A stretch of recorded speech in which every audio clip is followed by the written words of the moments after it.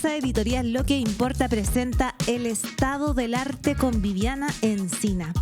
En el episodio de hoy conversamos con el escritor y guionista argentino Eduardo Sacheri.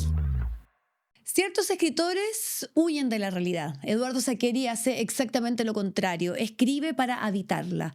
Para él, la literatura es siempre un regreso, un ejercicio casi físico de volver a lo que la realidad no logra ordenar del todo. Los miedos, los duelos, los deseos que no caben en el lenguaje de todos los días encuentran en la ficción su forma más precisa.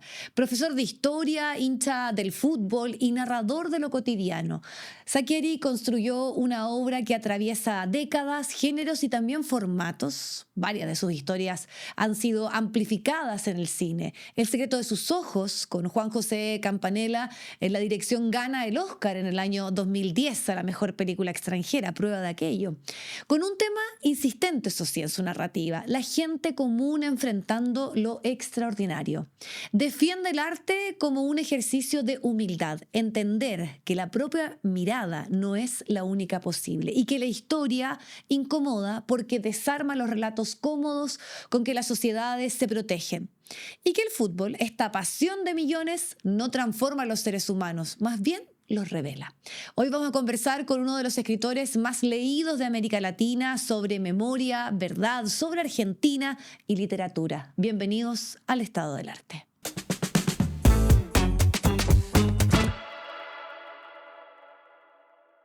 Eduardo Sacheri, muy bienvenido al Estado del Arte. Muchas gracias, Viviana. Un placer que puedas estar junto a nosotros. Licenciado en Historia, esa es tu profesión, tus estudios, ejerces Exacto. También la docencia, pero comenzaste a escribir historias cuando decides o estás en el proceso de la paternidad porque perdiste a tu padre a los 10 años. Eso te desvela, muchas otras cosas también me imagino, y ahí comienzas a escribir cuentos, cartas, historias, y nace el escritor.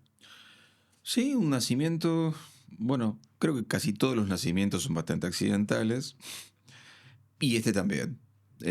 No me proponía, mediados mis 20, ser un escritor de ficción. Mi vida me la imaginaba en el mundo académico, de la historia, la universidad, los papers y eso iba a ser todo, y de repente empezó a crecer este otro mundo de la ficción, en el que me encanta estar, pero sigo, más de 30 años después, preguntándome si no seguimos en un equívoco medio difícil de explicar. No lo sé. Todavía te lo preguntas, Eduardo, con todo el éxito, con incluso un Oscar por El secreto de sus ojos, que es lo más pop, pero hay otras cosas más que vamos a conversar también. Me lo sigo preguntando a veces. ¿Y por qué? Está bien preguntárselo. Porque lo bueno es que yo sigo escribiendo para lo mismo que lo hacía, que es para entender un poco más mi propia vida. Por supuesto que no es lo único. Y lo que escribo está también pensado para que a otro pueda significarle algo. No sé, para que vos te topes con una novela mía y te le lleves a tu vida, no a la mía. Pero en el fondo, sigo escribiendo para responderme lo que me intriga, lo que me trae insomnio, lo que me obsesiona, lo que me interesa. Claro, tú dices escribo para mejorar mi propia vida, pero cuando además en ese ejercicio conectas con tantas personas... Es muy lindo, sí, no te lo voy a negar. Es lindo que pase, pero sobre todo me sigue moviendo el asombro de que eso suceda. ¿Y qué explicaciones le das tú? Es lo que logra hacer el arte.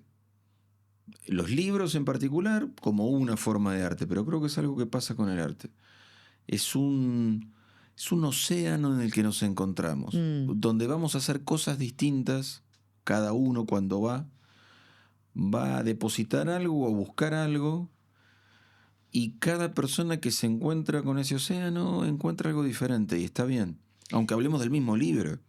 Sí, yo creo en alguna explicación y que me haría mucho sentido solo si fuera Argentina, que es que tú has construido una narrativa de tu país por ejemplo, en tu pasión por el fútbol, cuando mandas estos cuentos a una radio y se empiezan a leer, y ahí tú dices, mira, parece que lo que a mí me ronda le hace sentido a otros. La pasión, el fútbol cuando tú lo jugabas en la calle y establecía el vínculo, partiste siendo arquero, decías no era muy bueno, pero incluso también esa imagen célebre de la película El secreto de sus ojos, donde se habla de la pasión por el fútbol. Siendo latinoamericana también lo entiendo, ¿no? Porque los Sí, chilenos no estamos muy alejados de eso, de sin la duda. construcción de identidad a través de las pasiones. Pero hay algo que trasciende y que va más allá probablemente. Yo sé que tú has dicho, hablo de temas que tienen que ver con la historia de Argentina, con la memoria, con esas otras vidas que están viviendo estos procesos. Pero está el poder de la palabra, está el poder de contar esas historias que más allá de lo argentino o de lo latinoamericano, porque si no, no estarías traducido a tantos idiomas. Yo supongo que lo único que uno puede hacer es contar su mundito. Ya. Porque todos vivimos en el fondo en un mundo muy pequeño. De algunas personas, algunos sueños, algunos temores, y ahí estamos. Pero si lo hacemos a lo mejor con cierta dosis de observación y de cuidado y eventualmente de empatía, en una de esas se conecta con otros munditos.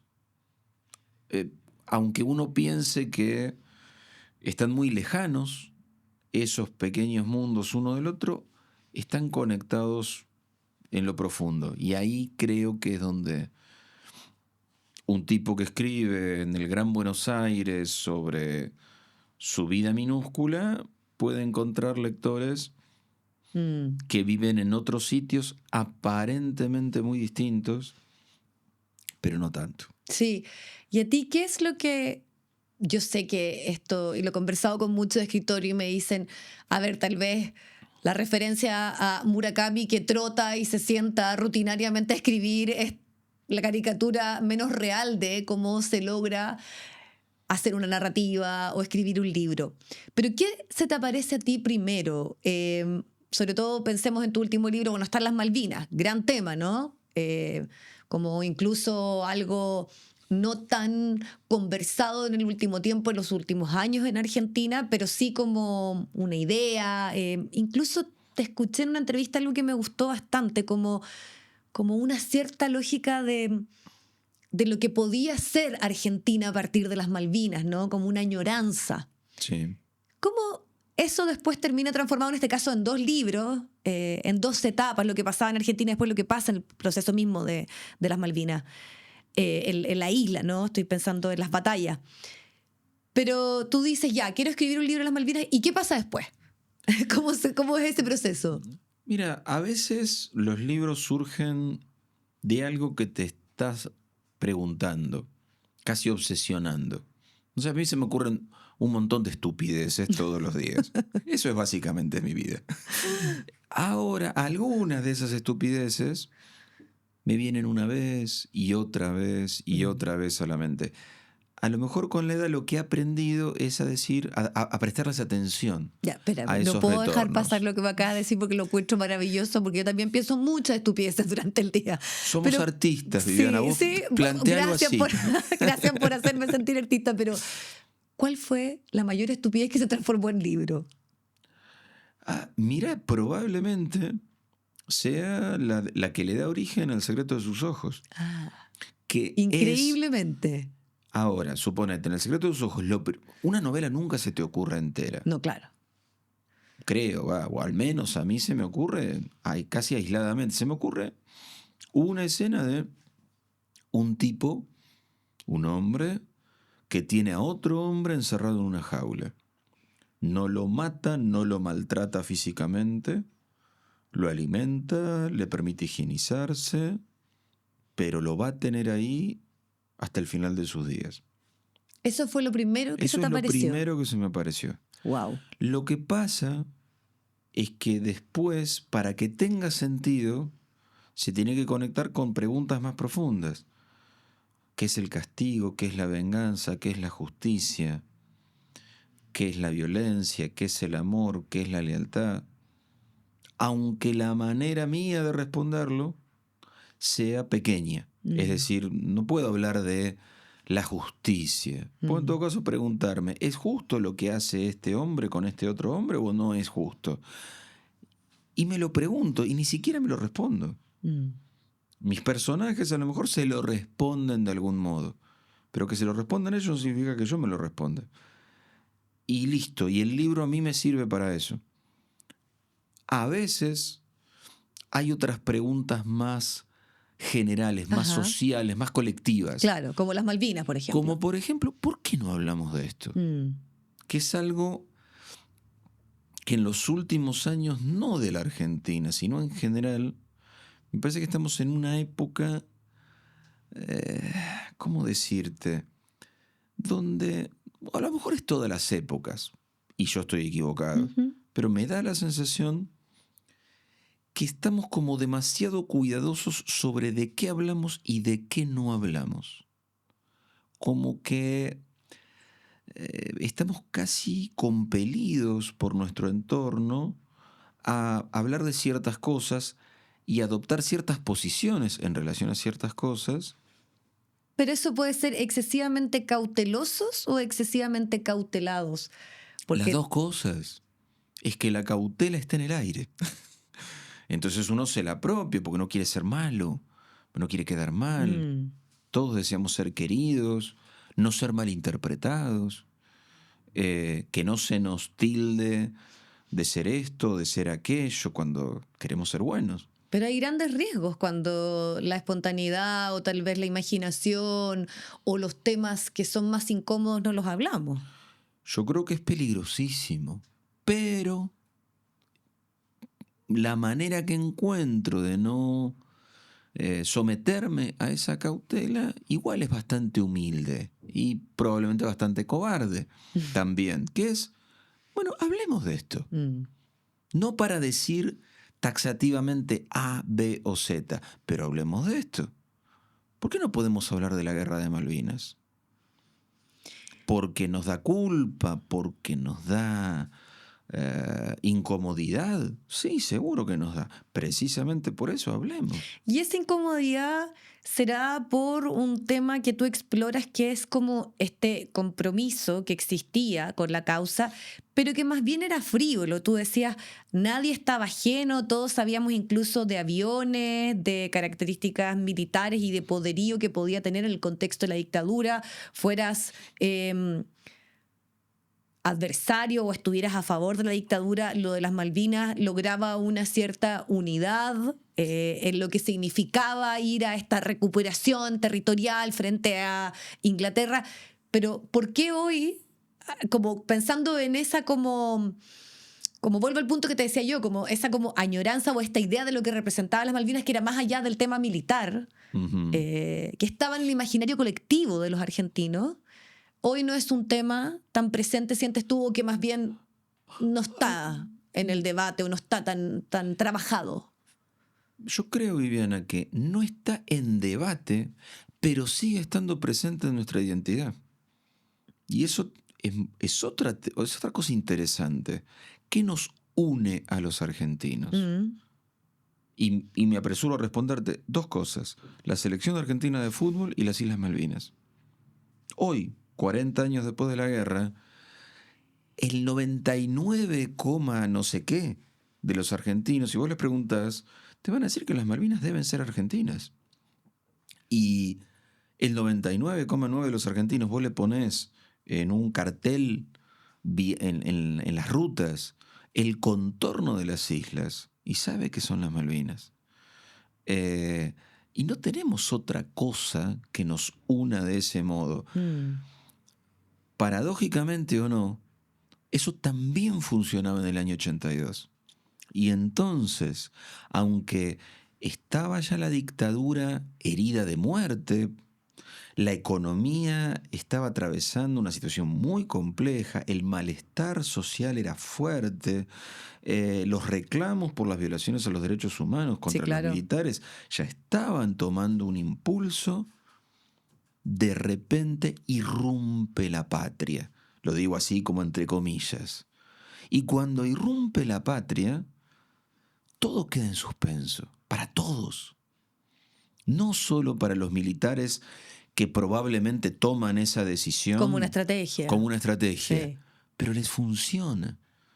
Funciona porque los partidos políticos y la iglesia y los sindicatos obreros y los periodistas y los exiliados y la clase media y los trabajadores y la clase alta, todos nos encolumnamos durante 3 meses en ese sueño nacional.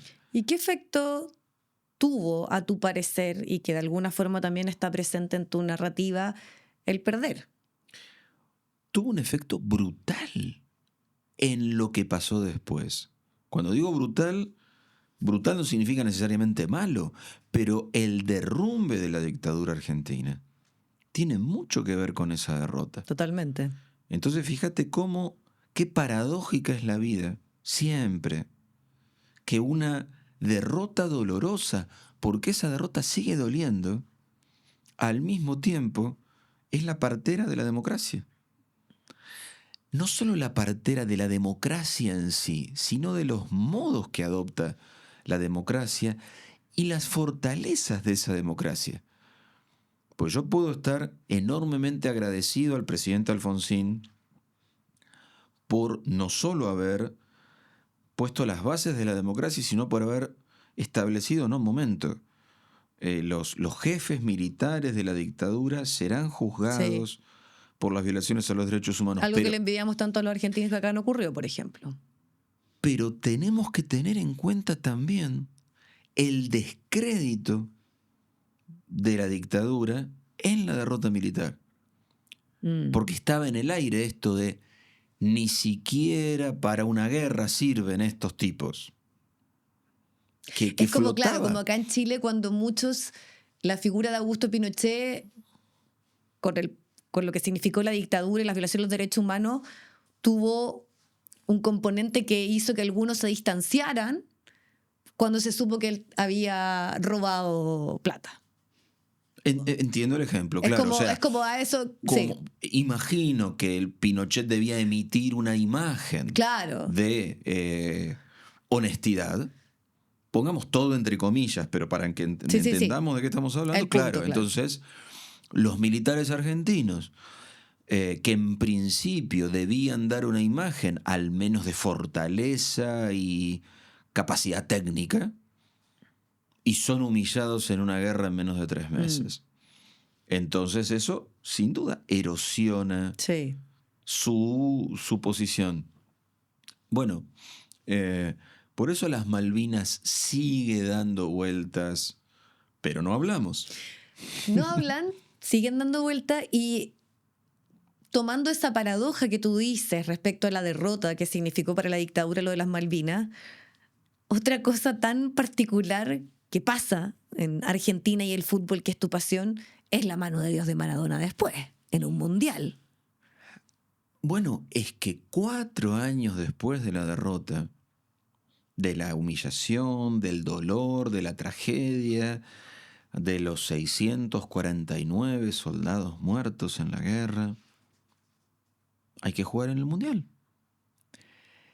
Y si el deporte siempre es metáfora de otra cosa, porque lo es, nos guste o no, los mundiales son metáforas de las naciones además.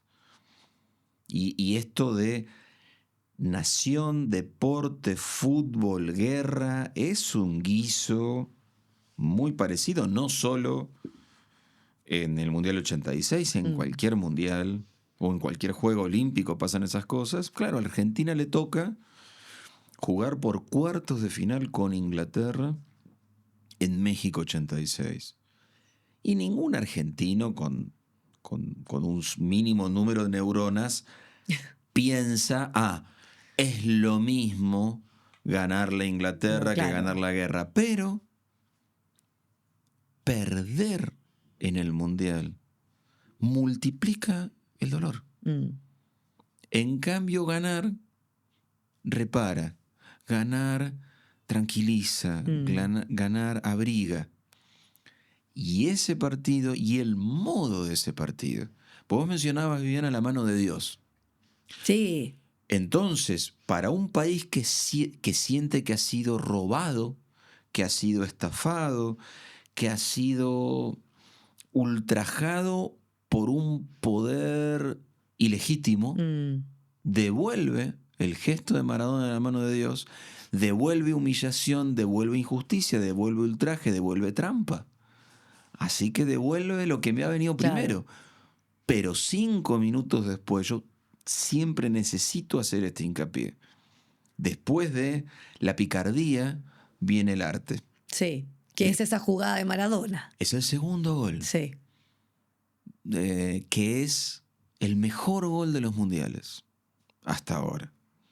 Arranca en su propio campo, como para decir, momento, Sí. somos pícaros, pero somos artistas.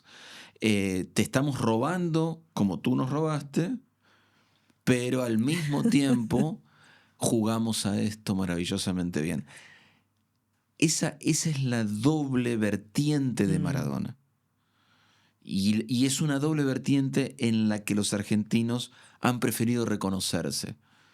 Y que es No como solo casi por... una cosa identitaria, yo creo, de los argentinos, patudamente digo también de lo latinoamericano y de lo chileno, que es como aprovechar el momento, ¿no? La circunstancia, ya, bueno, lo primero, la mano era evidente, está en esa revisión, está esta cosa como divinidad, ¿no? Por algo la mano de Dios, pero después no bajamos la guardia y seguimos y rematamos esto porque tenemos que terminar arriba y ganar y cerrarlo. Y además ganamos 2-1 ese partido.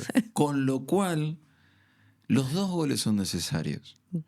La picardía y el arte. Es verdad. Y hay algo que te escuché en una charla muy interesante que haces, además frente a una audiencia en España, que es que tú viviste ese momento de esa jugada de Diego Armando Maradona que es única y que se repite sin saber el final. Claro, porque para los jóvenes, a todos los seres humanos nos pasa que tendemos a pensar que todo estaba escrito. Porque pasó, porque las cosas fueron así. Y ya se dieron, pero sus protagonistas no lo sabían. El, el futuro no existe hasta que no es pasado. Entonces, hubo un momento del mundo en el que ese partido se estaba jugando y no sabíamos cómo iba a terminar. No ¿Qué? sabíamos que el gol de Maradona con la mano lo iban a convalidar y no sabíamos que esa jugada donde Maradona elude a 7 jugadores ingleses, incluido el arquero, iba a terminar en gol. Entonces, la incertidumbre, hasta que se vuelve certidumbre, hasta que se vuelve certeza y la pelota entra, y uno dice, acabo de ver el mejor gol de los mundiales. Hay un momento que eso Sí. está fresco, que eso está recién creado, donde todavía no hemos sido capaces los humanos de terminar de entenderlo. Lo hemos vivido, pero todavía no lo entendemos. Y hoy, porque me gustó cuando tú relatas este momento, al igual que lo haces ahora, que es como ese momento que no sabemos cómo va a terminar, pero que nos vuelca todas nuestras emociones, que el fútbol sin duda es una máxima expresión de aquello y sobre todo para los fanáticos, me imagino, ¿qué va a ocurrir? ¿Lo va a lograr o no? Entonces yo decía, ¿estamos en un mundo donde eso ya no existe tanto? ¿O por el contrario, estamos en un mundo donde eso es lo más claro, que es que no sabemos cómo va a terminar esta historia, ni siquiera de aquí a ciertos plazos como entendibles, porque estamos ahora expuestos a pandemias, a guerras, a desesperanza, pero también a una inmediatez y en una obsesión con la certeza, con lo concreto? Yo creo que estamos en el mundo, que siempre ha sido así. Nunca ha sido distinto para... Creo que nos hemos creído por un par de... Acá me pongo en profesor de historia, A lo ver, siento, pero eso me gusta. por algunas décadas de cierta prosperidad económica, de ciertos avances en la medicina, de cierta evitación de grandes guerras generales, nos hemos creído que la vida era previsible, Ujú. pacífica, que los conflictos entre los humanos tendían a resolverse mediante la negociación. Sí. Y eso sigue siendo una utopía. Pero cuidado, cuando digo una utopía, no digo que no deba seguir siendo nuestro horizonte de deseo, pero no es nuestra naturaleza. Estamos condenados. Somos un bicho, también somos un bicho que piensa, y mientras pensemos podemos seguir teniendo esto como horizonte. Pero fuera de nuestra cueva está la vida, Mm. y la vida está llena de lucha, de peligro, de violencia, de lo peor del alma humana. Porque eso está en el alma humana y va a seguir estando. Con esto no digo que debemos entregarnos a ese costado salvaje, no lo celebro, ese costado salvaje, pero me parece un muy flaco favor que se hace la civilización a sí misma si se cree curada de la maldad. Pero como profesor de historia, también te pregunto, o por lo menos estaba la intención de aprender de los errores o no volver a cometerlos. Está bien que lo intentemos, pero que lo intentemos desde la modestia y desde la imperfección. Mm. A veces me da la sensación de que lo peor de nuestro modo de pensar actual Ujú. es creernos que hemos llegado a algo definitivo. Pensar a nuestra sociedad como un punto de llegada. No hay punto de llegada. Lo que 100.000 años de Homo sapiens te enseñan es que no hay punto de llegada. Mm. Que no significa no desear que de aquí en adelante seamos de tal y tal modo y mejor no de tal otro modo. Es decir, me parece bien que el ser humano no renuncie a ciertos valores y a ciertos ideales, pero sabiendo que que no están escritos en la piedra. ¿Y cómo se ejerce o cómo se practica ese ejercicio? Muchos intelectuales hoy lo están planteando, no perder lo colectivo, no caer en la desesperanza, creer o que el futuro sea algo posible. eh, ¿Tú cómo lo ves? ¿En qué posición estás? Eh, yo supongo que ¿Eres siempre optimista o pesimista? Yo creo que soy siempre ligeramente pesimista, Ya. pero no porque vayamos a empeorar demasiado, sino porque no estábamos tan bien. Eh, Siempre hay una parte de nuestro mundo que se está derrumbando. Que habla, digamos, me parece que el problema de fanatizarnos Ujú. es creernos los absolutos. Los absolutos son ideas, son abstracciones. En la realidad no existen los absolutos. Y nunca tenemos la absoluta razón. Que creo que es otro problema que hemos tenido en los últimos años. Creernos que éramos los buenos, que éramos los puros, que éramos los que sabíamos todo.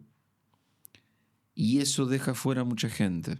Pero tú eso lo planteas desde ciertas posiciones o sectores o una cosa más generalizada, porque Cualquiera. cualquiera. Pero ahí voy a la otra conexión a lo que quiero llegar. Pero los tipos de liderazgos que hoy están ostentando el poder construyen retóricas absolutistas y retóricas más bien desde ciertas verdades y de relativizar todo lo otro. Me parece que ese tipo de liderazgos, en todo caso, vienen a cosechar prácticas o forma o dinámicas de las narrativas que son previas a esos liderazgos y que recién nos estamos dando cuenta, solo nos alarmamos cuando esas prácticas las encarnan personas desbordadas con las que no estamos de acuerdo. Pero las dinámicas no las inventaron ellos. Me parece que en nuestra... Y cuando hablo de este sujeto colectivo, sí, yo me siento parte de un cierto modo occidental, democrático, Ajá. diverso, aceptador de lo diferente en los más diversos temas religiosos, sexuales, identitarios. Yo me siento parte, pero quiero hacerme cargo de que hay ciertos modos, ciertas formas en las que hemos sostenido nuestras ideas que han, a su manera, colaborado en habilitar formas extremas de reaccionar y de... Creo que hasta que no hagamos eso, no vamos a encontrar el modo de hacerlo mejor. Porque indudablemente tenemos que hacerlo mejor. Porque esto no está bien. Pero digo, no me quiero quedar solo con los emergentes más grotescos de lo que está mal. Hay cosas que no son grotescas y también están mal. Sí, pero lo que por estos días de alguna manera nos tiene pensando o entendiendo es que la rabia o la violencia se transformó en la forma de ejercer ese poder. Antes puede que también, y no te niego el punto, siempre estuvo, pero había un poquito más, qué sé yo, pienso, decoro. Sí. Hoy esto es ya desbordado y además se logra una rápida conexión e identificación como desde eso más visceral. Sí, sin duda. Que representa muchos sectores desprotegidos, lo sabemos, postergados, que se identifican y que toman esta retórica como parte. Pero ahí, ¿cómo se sale un poco de este juego? Que no venga una respuesta que toma esto mismo para, de alguna manera, desde otra posición, sino como devolver tal vez eso más esencial que planteas, que era como pensar que nos podíamos poner de acuerdo, que aquí habían ciertos límites, que habían cosas que teníamos que respetar, no sé, los derechos humanos, por último, como decir, ya, pero cuando ya todo se relativiza, no sé cuál es la salida. Las salidas en las que confío, que no sé si son salidas, porque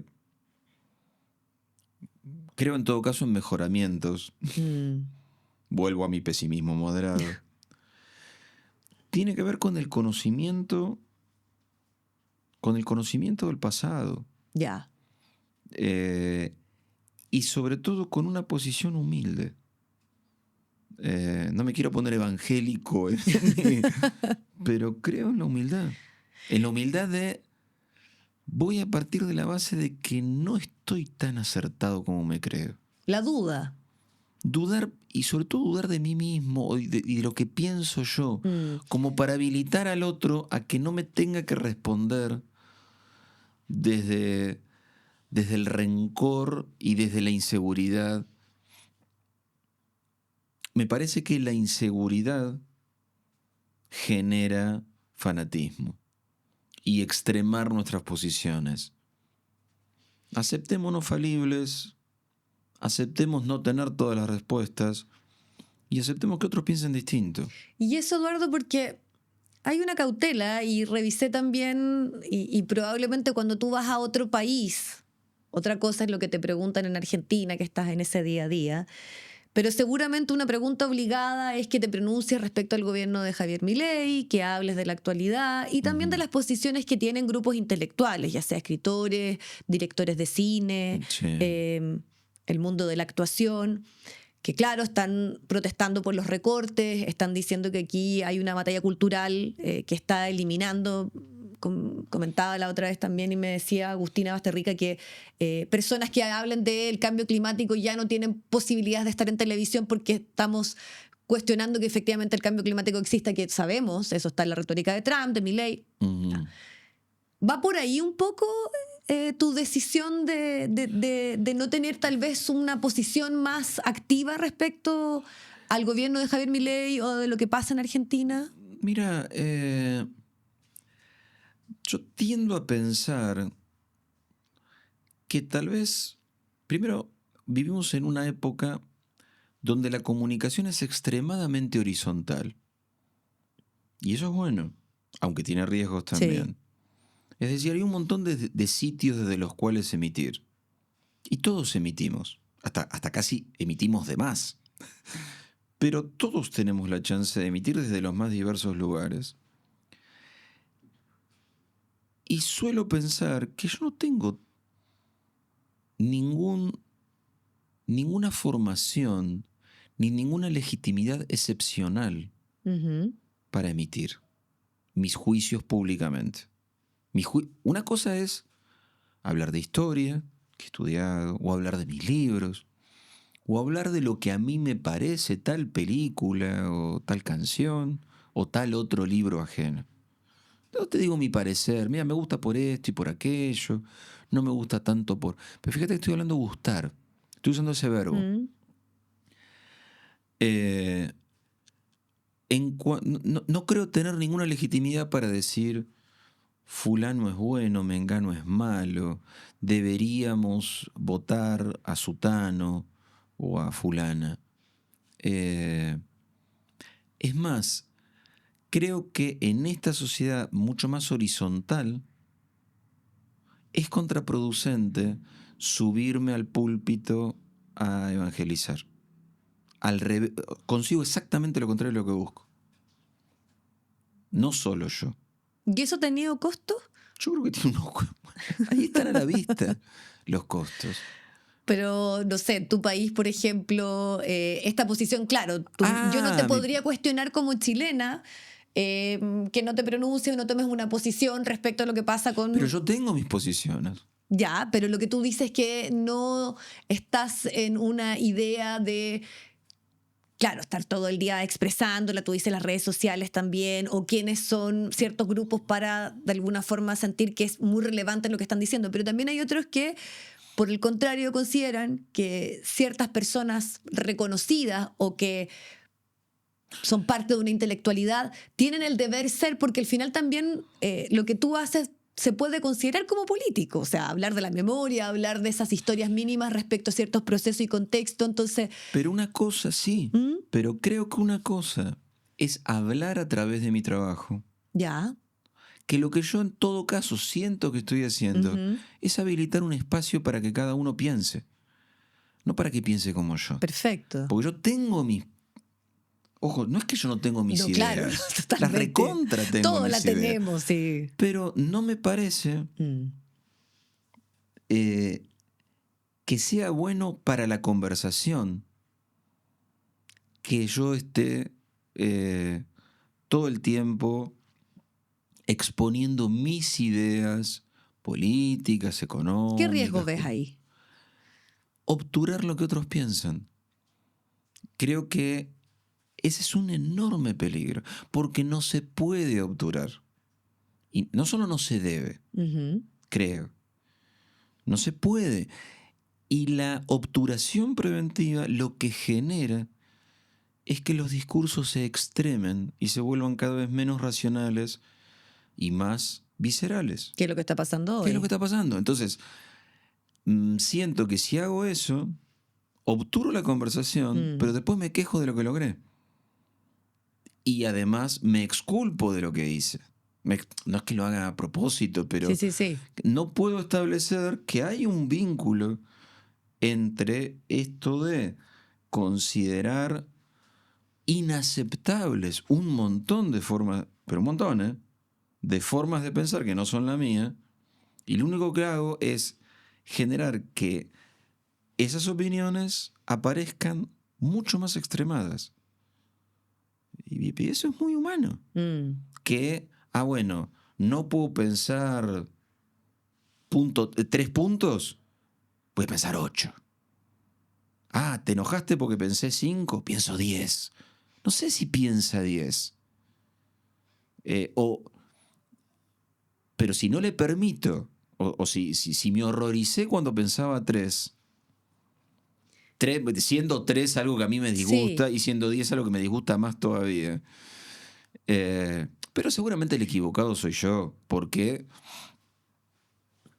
estoy, no digo solo, pero estoy en una intemperie. ¿Te sientes un poco en esa posición? Porque también me pregunto cuando te escucho, que es un poco yo creo, la duda que uno tiene frente a muchas cosas, ¿no? ¿Dónde está ese punto que es como no resguardarme excesivamente y terminar siendo algo? Porque tú dices, claro, en mi literatura, en mis temas está, y tú dices, con eso Pero está ya basta. Yo tengo mi mirada del mundo. Ya.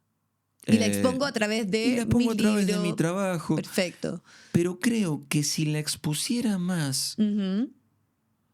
dejaría de conversar con mucha gente. Yo creo que converso Sí. con mis lectores. O conversan entre ellos. Y yo ya no importo. Y eso me parece que está bien. Sí. No tiene tanto que ver con preservarme, sino con preservar un espacio de conversación, que es de lo que empezamos hablando hace un rato. Totalmente, sí. Yo creo, aunque parezca paradójico, que para conversar uno tiene que bajar el tono. Que es lo más difícil por estos días y tal vez lo que menos le gusta a mucha Sin gente, duda, ¿no? pero creo que cierta dosis de serenidad y de autocontrol son importantes. Sí. Porque si no, todos terminamos horrorizados y a los gritos. Y hace tiempo que Y ya esto sabemos los funciona efectos así. de eso, una sociedad polarizada en el mundo, bueno, Argentina, Estados Unidos, Chile, pero- Europa, ¿para qué hablar? Pero es una sociedad polarizada donde si todos estamos polarizados, Sí. horrorizándonos con el polo opuesto, nosotros también estamos polarizados. Sí, y ahí un poco tomo lo que tú dices y veo como una decisión y una posición que tienes respecto a cómo bajamos un poco eso y no respondemos de la misma forma, porque tú dices, si no, ¿cómo salimos?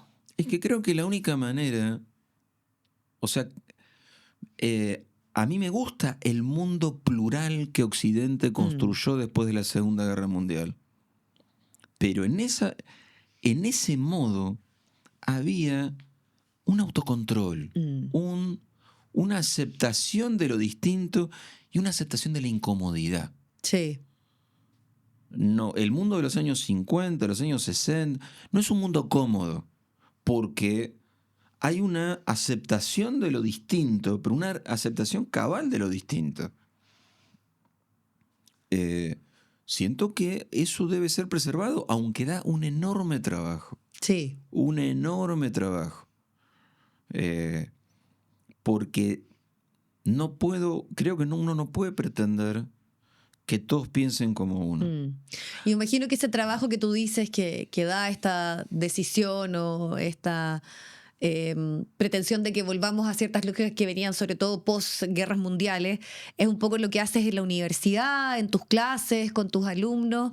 Y siento, y revisando alguna de tus últimas conversaciones con medios, que hay un tema que estás de alguna forma empujando o pensando que es la vejez, ¿no? Y cómo adaptarte a un futuro que como que se nos aparece de forma muy abrupta, las tecnologías son muy disruptivas y nos cuesta, volvemos a algo que también hablábamos, pensar de aquí a, no sé, 5 años o 2, que capaz que todo lo que estamos viendo ahora cambie, ¿no? Inteligencia artificial.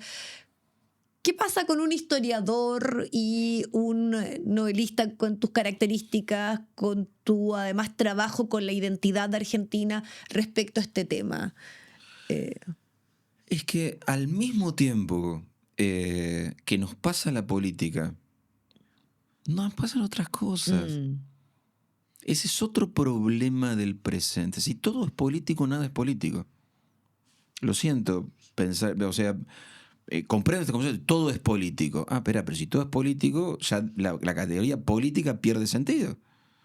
Si todo es blanco, el color blanco deja de existir.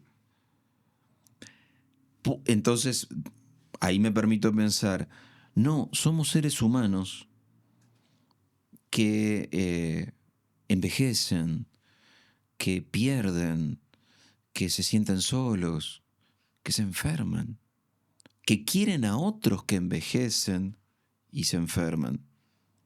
Entonces, casi te diría que mi preocupación por la vejez también a su manera es decir, momento, nos pasan otras cosas también. Y tal vez eso es más político hoy. O por lo menos esa insistencia humanista en pensar las cosas. Detengamos, y sobre todo, si yo defiendo todas las diversidades, defiendo también esta. De momento somos un animal diverso. No somos solo un animal político. Somos un animal que tiene autoconciencia y está condenado a saberse y a pensarse y a padecerse. Y bueno, entonces pensar en la vejez es una manera de decir o de invitar, que eso es lo que pretendo hacer en mi libro. Mira, pensemos en otra cosa. Pensemos en cómo es ser viejo a esta altura del siglo XXI y en cómo va a ser en los próximos años. Y eso es lo que estás pensando, y hago ahí de inmediato como slash escribiendo por estos días, va por ahí, porque... Mira, estoy escribiendo, lo que pasa es que yo estoy escribiendo un policial protagonizado por dos viejos. Ya. No estaba tan perdida, ¿viste? Pero ¿por qué? Porque es un policial. Porque tampoco te quiero imponer mi obsesión. Yo quiero usar esa novela para pensar en la vejez. Pero al mismo tiempo será un policial ambientado en una zona rural de la Argentina, porque quiero dejar otros modos de entrar y salir de ese libro. Porque una vez que yo escriba el libro es tuyo. Sí. Y cuanto más flexible sea ese artefacto, más chances te voy a dar de que ese libro sea tuyo y no mío. Y yo no tengo ni idea de qué te está pasando, qué te está obsesionando, qué estás deseando. ¿O qué temas son los que te Claro. cautivaron y cuáles no? Entonces siento que cuantas más puertas y ventanas tenga ese libro, y ser un policial es otra ventana y otra puerta, no tiene nada que ver con mi obsesión con la vejez. ¿Y estás en el proceso? ¿Ya está listo esa obsesión de estos días? Digamos, está en proceso, aunque hay yo te podría dar esa novela para leerla hoy, todavía le falta un poco de cocción. Ya. Es como cuando mi abuela sacaba una torta y metía el cuchillo. Sí. Y si el cuchillo sale con masa, todavía le falta un Le poco. falta, ya. Todavía le Estás falta en un poco. ¿Es una torta? Sí, pero todavía le falta. Qué adelantado, Eduardo, porque siento que capaz que por estos días la única certeza que tenemos como humanidad es que vamos a vivir mucho y vamos a estar mucho rato en ese proceso de vejez. Acostumbrémonos. Y eso sí ha cambiado muy rápido. Antes hablaba de los 100.000 años de Homo sapiens. Pero Homo sapiens que lleguen a los 90 o a los 100 años, antes no había. Y ahora sí, y cada vez hay más. Y estamos en esta terrible contradicción de que nos prolongamos, pero nos deterioramos. ¿Y qué hacemos con nuestro deterioro y el de los otros? Y a su manera es otro enorme desafío para la humanidad. Y que por culpa de eso que estamos envejeciendo, no están viniendo nuevos a ayudarnos a poder vivir por lo menos 40 años en que vamos a estar fuera del sistema y de la jornada, o sea, del trabajo, que es el debate en todas las sociedades modernas. Y fíjate qué enorme pregunta para formularnos es: ¿por qué no nacen más hijos? ¿Por qué no estamos reproduciéndonos como solíamos hacerlo? ¿Qué nos está pasando? No estoy diciendo ni que esté bien ni que está mal. Y voy de nuevo. Si no. Yo no soy quien para desayunar mármol y decir lo que está bien y lo que está mal. No vine al mundo para eso. Nadie vino en el fondo al mundo para eso, aunque se crea que sí. Pero bueno, es Pero una vinimos pregunta. a hacernos preguntas. Vinimos a hacernos preguntas. Y es una gran pregunta. ¿Por qué un buen pedazo del planeta en este momento al menos no está teniendo hijos? O está teniendo mucho menos hijos que antes. Está teniendo tan pocos hijos que esto no se sostiene con este número de hijos. Está bien, son unos pocos años. La humanidad ha tenido 1000 desvíos en su historia y quién sabe cuál viene dentro de 10 años. Pero en este momento nos está pasando esto. Pucha, qué interesante. Claro, y me gusta porque tú lo haces desde una reflexión bastante filosófica, porque preguntando y a esa gente joven probablemente te dirá porque ya no hay esperanza, porque ya destruyeron este mundo, y mujeres porque hoy tener hijos es muy caro, porque ni siquiera encontré a alguien que me parece lo suficientemente idóneo para poder tenerlo. No, Pero fíjate qué hay cosa. una crisis de masculinidad incluso Pero también fíjate qué importante, cosa. yo creo ahí. Pero fíjate, Como una respuesta a este claro, problema. Pero qué sí. nuevo que es este mundo. Sí. Que eso se lo puede preguntar una mujer del siglo XXI y no se lo preguntó nunca hasta ahora. Pero bueno, su respuesta en este momento parece ser: no tengo hijos. ¿Será una respuesta definitiva? Claro. ¿O las mujeres de dentro de 10 años dirán: aunque no tenga esas respuestas, allí vamos a seguir poblando este planeta? Porque ¿a qué hemos venido? Otra pregunta filosófica.